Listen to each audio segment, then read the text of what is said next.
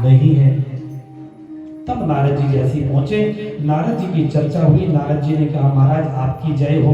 नारायण नारायण नारायण कहते हुए वेद व्यास जी के सम्मुख पहुंचे।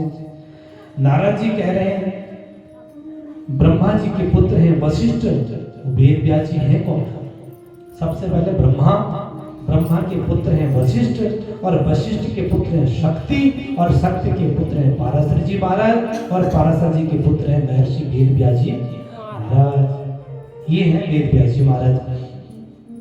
वेद व्यास जी जैसे सोच ही रहे थे तो नारद जी ने उनको बड़ा सुंदर उपदेश दिया कि आप दुखी लग रहे, आपने महाभारत की भी रचना कर रही, लेकिन आप असंतोष लग रहे हो। नारद जी से पूछा वेद व्यास जी ने। नारद जी ने कहा आपने सारे पुराणों की रचना करी, किसमें कृष्ण की भक्ति, किसमें राम जी की भक्ति, किसमें देवी की, किसमें शिव जी की है, लेकिन ऐसा पुराण आपने रचना अभी तक नहीं करी जिसमें कृष्ण की कथा हो। आपका असंतोष का कारण यही है, इसलिए आप कृष्ण कथा का प्रादुर्भाव करो, तब जाके कहीं जाके आपको शांति प्राप्त होगी। नारद जी ने जैसे ही वेद व्यास जी को ये कहा और लिखना प्रारंभ जैसे करते हैं, उससे पहले नारद जी भी कह रहे हैं कि मुझे भी पूर्व जन्म में पहले कुछ ज्ञान नहीं था। शास्त्र की रचना से पहले 18वां शास्त्र लिख रहे हैं। नारद जी अपने पूर्व जन्म की कथा पहले वेद व्यास जी को सुनाते हैं। नारद जी कहते हैं महाराज व्यास जी ने पूर्व जन्म में एक दासी का पुत्र था। दासी का मतलब है सेवा करना। दासी का पुत्र था, वो हमारा जन्म बड़े ही गरीब परिवार में हुआ। हमारी माताएं घर घर जाती, सेवा करती, तब जाके कहीं परिवार का भरण पोषण करती। ये कथा कौन सुना रहे हैं? नारद जी कह रहे हैं। नारद जी की कथा है कि नारद जी का जन्म कैसे हुआ। नारद जी कह रहे हैं मेरी माता सेवा करती, तब कुछ जाके लेके आती, तब हमारा भरण पोषण करती। एक समय की बात है कि चतुर्मासा चल रहा है। चतुर्मासा जब बरसात का समय होता है, उस समय संत महात्मा इधर उधर भ्रमण करते हैं। चतुर्मासा कहते हैं श्रावण भाद्रपद आश्विन कार्तिक, आषाढ़ शुक्ल पक्ष से लेकर कार्तिक शुक्ल एकादशी तक चतुर्मासा कहा जाता है। इन महीनों में इधर उधर जाना पहले तो मना था, क्योंकि खूब बारिश आती है, और जब बारिश आती है तो रास्ता सब अवरुद्ध हो जाता है, आदमी जहां है वहीं फंसा रहता है। इसलिए संत महात्मा चतुर्मासा उस समय करते थे, अपने स्थान जहां आ गए वहीं पर भजन कीर्तन करना था। तो नारद जी के घर में भी संत महात्माओं का आगमन हुआ। जो भी उनके घर में था वो सेवा संतों की करते थे। संतों की सेवा करने से कुछ ना कुछ पुण्य प्राप्त होता है। इसलिए संतों का क्षण अन्न का कण कभी बर्बाद नहीं करना चाहिए। संतों की बड़ी सेवा करी, और जब संतों की सेवा करते थे तो संत ज्ञानी की बातें बताते थे, कथा सुनाते थे, भजन करते थे, उससे उनका पुण्य बढ़ता था। अब जैसे जैसे चतुर्मासा व्यतीत होता जा रहा था, नारद जी के मन में उत्कंठा प्राप्त हो गई, उत्कंठा होने लगी, भक्ति अग्रसित बढ़ने लगी कि भगवान की प्राप्ति कैसे होगी। आप 7 दिन तक यहाँ कथा सुनेंगे, और जैसे यहाँ हवन पूर्णा होती होगी, आपको 8वें दिन अजीब सा लगेगा कि अब क्या होगा। 3 घंटे तो हमारे सही निकल रहे थे मंदिर में, लेकिन अब क्या होगा, कल से क्या होगा, पंडित जी कल से क्या होगा। कथा और 1-2 दिन और होती, या एक कथा और कर दो आगे सही रहेगा, ऐसे कई माताएं कहती है। इसका मतलब क्या हुआ कि आपकी जो भक्ति की लौ है वो प्रकट हो गई। वैसे ही नारद जी को हुआ, 2-4 महीने कब निकल गए नारद जी को पता ही नहीं चला। और जैसे ही नारद जी संतों का जाने का समय हुआ तो मां कहने लगी ये नारद जी को भी अपने साथ ले जाओ। संत बोले देवी आप अकेली हो, आपकी सेवा करने वाला कोई नहीं है, ये नारद जी को यहीं रहने दो, यहीं भजन करेगा।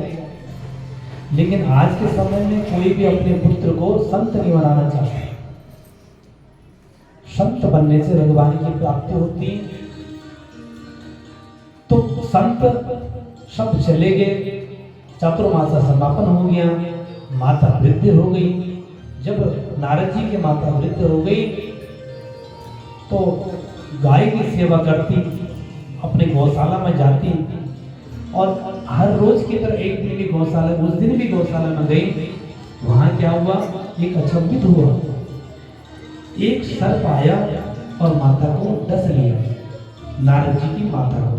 और जैसे डसा तो नारद जी की माता का देहावसान हो गया। अब नारद जी महाराज एक तरफ तो दुखी भी हो रहे हैं और दूसरी तरफ सुखी भी हो रहे हैं। दुखी इसलिए हो रहे हैं कि जो माता ने हमें पाला पोसा वो हमारे बीच नहीं है, लेकिन सुखी इसलिए हो रहे हैं कि ये माता भजन के लिए मुझे रोकती थी। मैं तो संतों के साथ जाना चाहता था, लेकिन माता ने मना किया कि बेटा नहीं, अब मेरा जो रास्ता है वो खुल गया, अब मैं भगवान की सेवा कर सकता हूँ और भगवान का भजन कर सकता हूँ। नारद जी के नेत्रों से आंसू बहने लगे। दो प्रकार के आंसू हैं, एक गर्म आंसू है, एक ठंडे आंसू है। जब दुखी कोई अप्रिय घटना होती है तब जाके ठंडे आंसू निकलते हैं, और जब खुशी का समय होता है तब गर्म आंसू निकलते हैं। लेकिन नारद जी के नेत्रों से दोनों आंसू बह रहे हैं, एक ठंडे आंसू भी और गर्म आंसू भी, खुशी भी है दुख भी। खुशी इसलिए भजन करूंगा, दुख इसलिए माता चलेगी, दुखी इसलिए। नारद जी सोच रहे हैं कि मेरा अब रास्ता साफ हो गया, क्यों नहीं मुझे भगवान का भजन करने के लिए एकांत स्थान पर जाना चाहिए, जहां पर जाके मैं भगवान का मंत्र जाप कर सकूं। और मंत्र जाप करते करते परमात्मा की प्राप्ति करूं, और जब परमात्मा की प्राप्ति हो जाए तो मेरा जीवन सफल हो जाएगा, ऐसे वो कहने लगे। ऐसे भाव सुंदर झांकी नारद जी महाराज अपने मन में आसन बनाकर बैठ गए, वन में गए, तपस्या करने लगे और खूब तपस्या करी। लेकिन आकाशवाणी हुई कि अभी नारद आप परिपक्व नहीं हैं, आपके भजन अभी परिपक्व नहीं, आपका तप परिपक्व नहीं है। इस प्रकार से नारद जी ने भजन करते करते कुछ समय बाद अपने शरीर को त्याग दिया।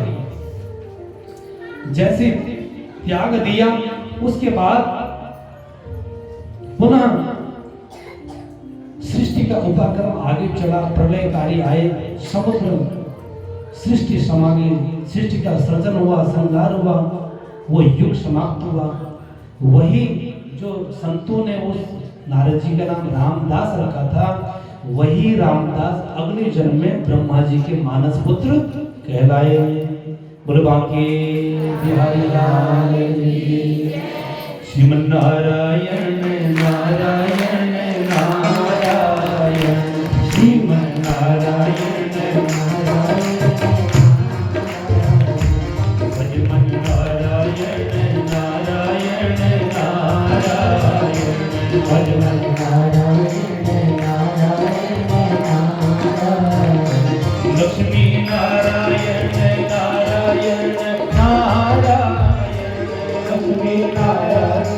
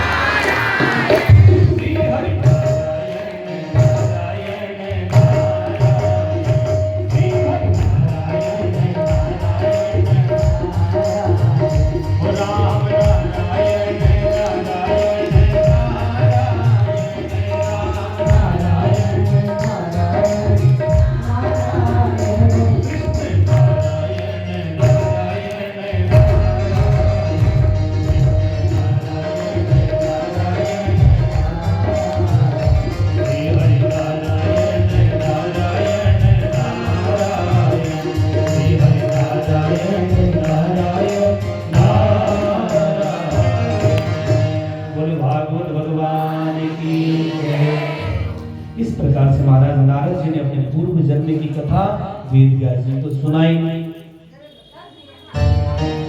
वेद व्यास जी को जैसे कथा सुनाई, वेद व्यास जी के सारा दुख का निवारण हो गया और भक्ति की लौ जग गई।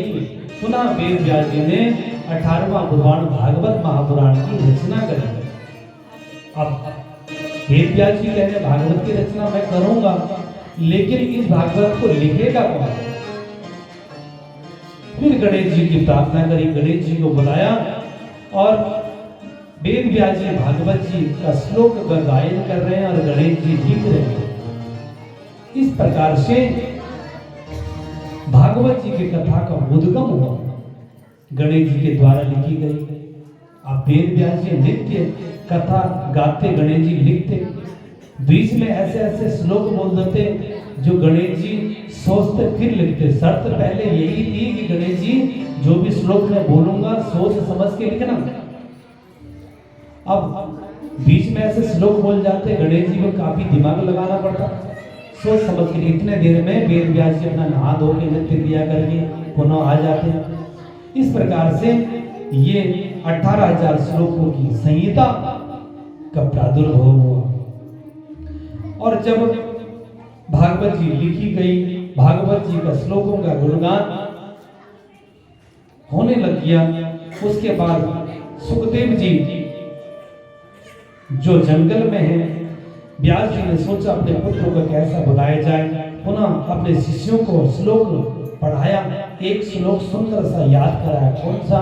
बरहा पीडम नटवर बपु कर्णयोर कर्णिकार विप्रदवासा कनक कपि संवेदयन्ती चमाला रंधार वेणोरधर सुदया पूरयन् गोप वृंदै वृंदारण्यम सपदरमणं पाविस गीतगिरि। ये श्लोक का अर्थ बताया। मोर पंख धारण किए महाराज कृष्ण जी, पीतांबर वस्त्र धारण किए हुए, कमर में दुपट्टा बांधा हुआ, कमर में बांसुरी है और मोर मुकुट पहने हुए, सुंदर छवि है, काजल भी लगाया हुआ है, सुंदर श्रृंगार किया हुआ है। जैसे इस श्लोक को वेद व्यास जी के पुत्र सुखदेव महाराज जी ने शिष्यों के द्वारा सुना तो सुखदेव जी बड़े अचंभित हो गए। महाराज ये श्लोक आप कहां से याद करके लाए हैं? मेरी तो इधर ही लगन है, ये श्लोक, एक श्लोक से मेरा काम नहीं चलेगा। शिष्यों से पूछा, शिष्यों ने कहा आप एक श्लोक की बात, एक श्लोक तो हम याद करके आए, लेकिन ऐसे ही 18,000 श्लोक हमारे गुरुजी ने लिखे, आप आओ तो सही। वो 18,000 श्लोकों का गायन करेंगे, आपका जीवन धन्य हो जाएगा। पुनः एक श्लोक शिष्यों ने और सुनाया। अहो बकीयम स्तनकालकूटम जिज्ञासया पाददस्य साध्वी लेभे गतिं धारयता ततोन्यम कम वादयालो शरणं भजेम। आश्चर्य, बकरी नाम की जो पुतना है, बकासुर की जो बहन है, अपने स्तनों पे कालकूट नाम का विष लगा के आई है कन्हैया को मारने के लिए कि ये दूध पिएगा इसकी मृत्यु हो जाएगी। और जैसे ही सुखदेव जी ने ये सुना, सुखदेव जी की उत्कंठा और बढ़ गई कि महाराज ये तो सुंदर सुंदर तुम श्लोक सुना रहे हो, मुझे तो पूरे श्लोक सुनने हैं। तब जाके शिष्यों के कहने पर सूत जी महाराज पुनः अपने पिताजी के आश्रम बद्रिकाश्रम में पधारे। पुनः वेद व्यास जी से सुखदेव जी ने वो महाभारत और वो 18 पुराणों की कथा श्रवण करी, भागवत जी कथा का श्रवण किया। उसके बाद श्रवण करने के बाद भागवत जी का जो जीवन चरित्र का जो सार है उसको ग्रहण किया और कृष्ण की कथा सुनी। कृष्ण लगी कि कृष्ण जो अपनी तरफ खींचता है वही कृष्ण है। जैसे ये श्लोक सुना तो भगवान की कथा सुखदेव जी को खींचे खींचे वन से आश्रम तक ले गए और आश्रम तक जब लाई तो सुखदेव महाराज ने पूरा भागवत जी के 18,000 श्लोकों का गायन सुना, पढ़ा, मनन किया और पूरा याद किया। सोनकादि ऋषियों ने सूर्य जी से प्रार्थना करी, प्रश्न किया कि महाराज आपने सुखदेव जी की जन्म की कथा तो बड़े प्रेम से सुनाई, जिससे हमारा हृदय गदगद हो गया। अब आगे ये बताएं कि परीक्षित जी का जन्म कैसे हुआ और परीक्षित किसके पुत्र हैं और राजा परीक्षित को 7 दिन का श्राप कैसे लगा, इसकी कथा हमें आप सुनाइए। शिवरंजनी में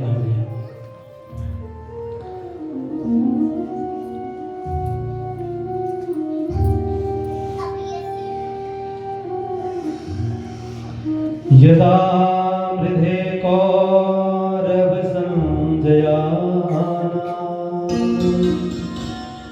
वीरेशतो वीरगतेषु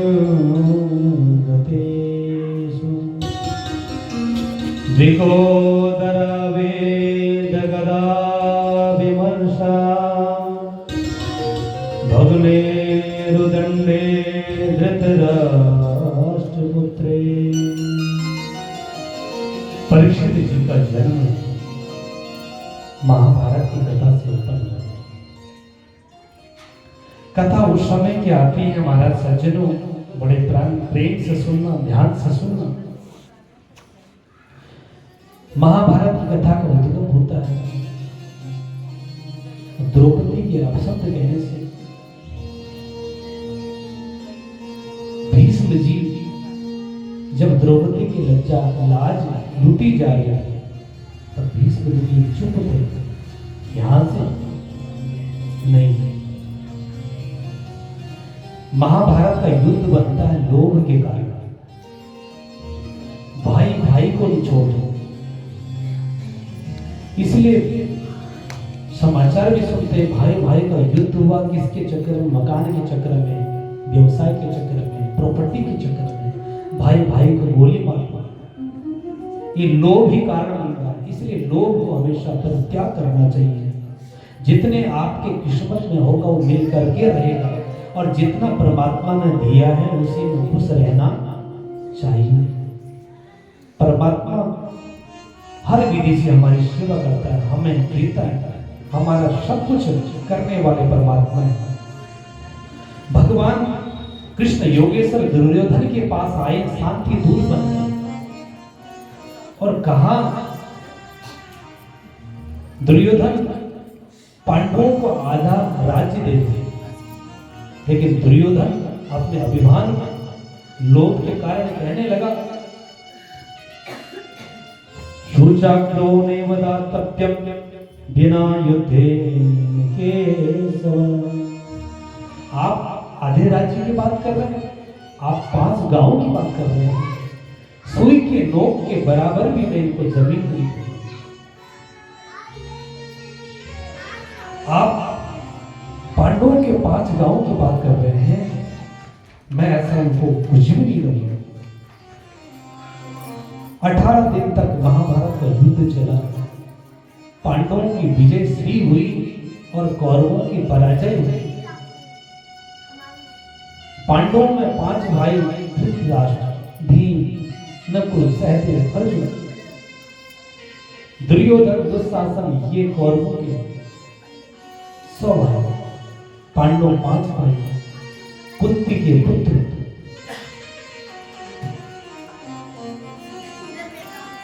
कथा उस समय की है महाराज, जब 18 दिन तक कथा चली, युद्ध चला महाभारत का और पांडव विजय प्राप्त हो गए। लेकिन दुर्योधन अभी मरा नहीं। भीम ने अपने गदा से दुर्योधन के जंघा में प्रहार किया। अधूरी मृत्यु की अवस्था में दुर्योधन जमीन पर लेटा है। इधर पांडव भगवान कृष्ण के साथ जीत का विजय की खुशी मना रहे, लेकिन ये खुशी दुर्योधन को देखी नहीं गई। दुर्योधन अंदर ही अंदर बदले की भावना अभी भी ले रहा है, जबकि सब कुछ चले गए। जितने बड़े बड़े योद्धा हुए सब पराजित हो गए, मृत्यु को प्राप्त हो गए। अश्वत्थामा, कृपाचार्य और कृतवर्मा सिर्फ 3 ही अवशेष लिए कौरवों की तरफ से बचे हुए। अश्वत्थामा वहां आए, दुर्योधन के पास और बोले, मित्र मैं आपकी क्या सहायता कर सकता हूं? दुर्योधन ने कहा, महाराज हम 100 भाई, इतने बड़े बड़े सेना नायक, भीष्म पितामह, द्रोणाचार्य, सबसे बड़े बड़े योद्धा हमारी तरफ, फिर भी हम हार गए। कितनी बड़ी बात है। और वो 5 भाइयों का हम कुछ भी बिगाड़ नहीं पाए। वो 5 भाइयों में एक की भी अगर मृत्यु हो जाती तब भी मुझे संतोष होता, लेकिन 5 भाइयों में एक भाई की भी मृत्यु नहीं हुई। इस चीज का मुझे मलाल है कि हम 100 लोग भी उनका कुछ भी बाल का बांका नहीं कर सके। अश्वत्थामा कहने लगा, मित्र तुम चिंता क्यों करते हो? अभी मैं हूं, जो कोई नहीं कर पाए वो मैं करूंगा। अश्वत्थामा बोला, मित्र आप एक बार मुझे आज्ञा दो कि जाओ पांडवों के जो दशा आपने करनी हो करो। अश्वत्थामा कहने लगा, मित्र एक की बात कर रहा है, मैं 5 के 5 को धड़ से अलग करके आपके पास लाऊंगा। दुर्योधन ने कहा, ठीक है, ऐसा कर सकता है तो ठीक है, तू मेरा सच्चा मित्र है, बचपन से ही तेरा मित्र, मेरा साथ ज्यादा रहा। अश्वत्थामा उस शिविर में चले गए जहां 5 पांडव सोए थे, लेकिन भगवान कृष्ण के कहने पर 5 पांडव वहां से निकल गए और शिविर में पांडवों के 5 पुत्र सो गए। अब रात में अश्वत्थामा बदले की भावना लेकर के वो शिविर में पहुंचा और सब चद्दर ओढ़ के सोए। अश्वत्थामा ने आव देखा ना ताव देखा और 5 पुत्रों के गर्दन काट दी, और जैसे गर्दन काटी उनका सबका सिर एक बैग में रख करके दुर्योधन के पास ले आया और कहा, मित्र तू एक पांडव की बात कर रहा था, ये देख मैं 5 के 5 पांडवों का सर तेरे सामने रख रहा हूं, ये देख। जैसे दुर्योधन ने देखा, दुर्योधन ने कहा, मित्र अश्वत्थामा तूने क्या करा है? मैंने तो पांडवों के लिए कहा था, तो पांडवों को नहीं लाया, ये पांडवों के पुत्रों का सर है। कितना घोर पापी है तू। दुर्योधन का श्राप था दुर्योधन को कि जब ये दुखी होगा, खुशी होगा, तब इसकी मृत्यु होगी। जब पांडवों के पुत्रों का सर जब तक दुर्योधन ने नहीं देखा था, और जैसे अश्वत्थामा वहां पर लाए तो दुर्योधन बड़ा खुश हुआ कि जो काम हमारी सेना नहीं कर पाया वो अश्वत्थामा ने कर दिया, बड़ा खुश हुआ। लेकिन जैसे उसने वो 5 पुत्रों के सर देखे अश्वत्थामा, तो दुर्योधन रोने लगा कि मित्र तूने क्या कर दिया, अधर्म कर दिया। बच्चों से क्या लेना देना, हमारे 5 भाइयों से था, भाइयों के साथ दुश्मनी थी, तूने तो अघोर पाप कर दिया। अब इस पाप को हमसे कोई नहीं बच सकता, इसका दंड हमें अवश्य मिलेगा। जैसे दुर्योधन अश्वत्थामा वार्तालाप कर रहे हैं, मां द्रौपदी, युधिष्ठिर, भीम, नकुल, सहदेव, अर्जुन को जैसे ही पता लगा कि हमारे 5 के 5 पुत्रों की हत्या कर दी गई है अश्वत्थामा के द्वारा, पुनः दुर्योधन के पास आए। मां द्रौपदी विलाप करने लगी, माता शिशूनां निधनं सुतानां निशम्य घोरं उपदितव्यमानं तदा रुन्दाभकलाकुलाक्षी तां सान्यदाहं गिरीटमाली। दुर्योधन तूने ये क्या कर दिया? तूने हमारे पांचों पुत्र को मार दिया। पांचों भाइयों को बड़ा गुस्सा आया। युधिष्ठिर दुर्योधन को मारने के लिए उद्यत हुए। भीम ने अपना गदा उठाई कि भाई मुझे छोड़ो, आज से दुर्योधन को समाप्त कर देता हूं। इसने हमारा वंश में पानी देने वाला भी कोई छोड़ा नहीं, पांचों के पांचों पुत्रों को मार दिया। नकुल सहदेव सब गुस्से में आक्रोश हो गए कि दुर्योधन तो क्या, इसका पूरा परिवार को समाप्त कर दिया जाए। अश्वत्थामा को जैसे ही देखा युधिष्ठिर ने अश्वत्थामा को सामने कहा कि इसको मार देना चाहिए, लेकिन ये गुरुपुत्र, क्योंकि धर्मराज युधिष्ठिर ही धर्मराज जो धर्म का विवेचन करते थे, उसके बाद ही कोई निर्णय लेते। पांचों पुत्रों को देख करके अर्जुन रोए, युधिष्ठिर रो रहे और बड़े विलाप करते हुए अर्जुन को भयंकर गुस्सा आया। अर्जुन ने ब्रह्मास्त्र चला दिया अश्वत्थामा को मारने के लिए। और जैसे ब्रह्मास्त्र चलाया तो भगवान कृष्ण ने कहा, आप तो ब्रह्मास्त्र चलाना जानते भी हो और वापस बुलाना भी जानते हो, लेकिन ये गुरुपुत्र है। भगवान कृष्ण ने सुनाया, फिर समझाया। पुनः अर्जुन ने उस ब्रह्मास्त्र को वापस बुलाया। द्रौपदी को अश्वत्थामा के समक्ष लाया गया। अश्वत्थामा को पकड़ रहे। द्रौपदी से पूछा गया कि इसको क्या दंड देना चाहिए, तू ही बता। अश्वत्थामा अपनी गलती मान रहा है, सर झुकाकर खड़ा है। बताओ द्रौपदी, इसको मृत्यु दंड दे देता हूं। भीम मारने के लिए उद्यत हुए, लेकिन मां द्रौपदी का हृदय करुण भाव से द्रवित हो गया कि जिस प्रकार से मेरे पुत्र हैं, उसी प्रकार से गुरु माता अश्वत्थामा भी किसी का पुत्र है। इसको माता को क्या पीड़ा होती है, माता ही जान सकती है। मुच्यताम ब्राह्मणो नितराम गुरु। अर्जुन कहते हैं इसने हमारे पांचों पुत्रों की हत्या कर दी, आप कह रहे इसको छोड़ दो। ये कैसे हो सकता है? जिसने हमारा परिवार के सभी पुत्रों को मृत्यु उतार लिया, उसको आप छोड़ने की बात कर रहे हैं।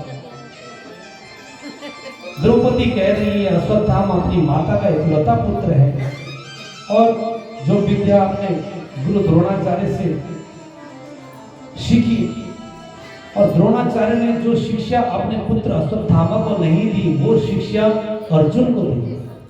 इसलिए गुरु पुत्र है और ब्राह्मण है, इसको मारना नहीं चाहिए। फिर क्या होगा? क्या कुछ तो देना ही पड़ेगा दंड। युधिष्ठिर से पूछा गया महाराज, तो युधिष्ठिर धर्मराज ने अपने धर्म के हिसाब से उत्तर देने लगे।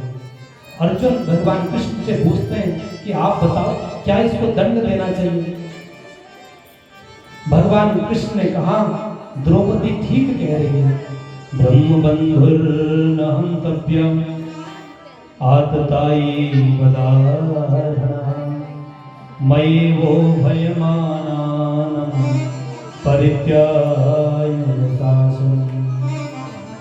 भगवान कन्हैया कह रहे हैं कि द्रौपदी सही कह रही है कि ब्राह्मण का वध नहीं करना चाहिए। ब्राह्मण का वध करने से पूर्व अगर किसी ब्राह्मण का अपमान किया जाए, अपमान भी हत्या के